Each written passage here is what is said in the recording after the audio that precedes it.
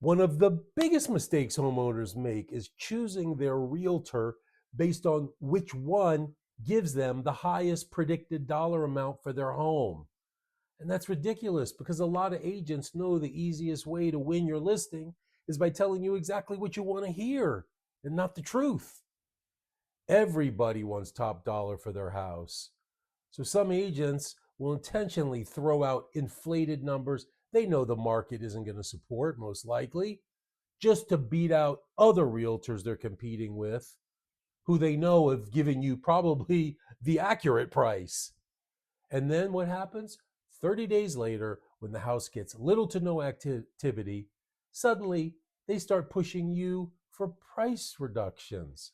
Well, geez, no kidding. The house was overpriced from the very beginning. And now you've lost leverage because buyers are sitting here wondering, why isn't this house sold yet?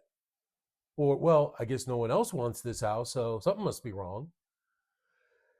Unfortunately, this is a strategy some realtors use when they realize that telling the homeowner the truth about what their house is actually worth might alienate them or even cost them the listing altogether in favor of someone who's giving them a higher price. So look, instead of pricing realistic numbers backed by actual market research, the homeowner just keeps moving from realtor to realtor until they finally hear the price they want.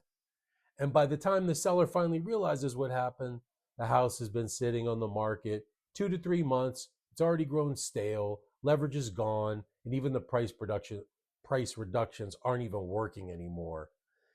And that is a nightmare scenario because once your house is just sitting there and the phone stops ringing, now you're forced to make drastic cuts.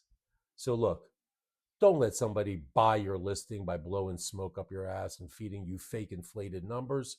Trust the market evaluation. Let the realtor explain exactly how they arrived at that number. And if that doesn't make genuine sense to you, then sure, absolutely, get another opinion. But most of the time, you're far better off trusting realistic market numbers than chasing the realtor that's willing to tell you the fantasy number.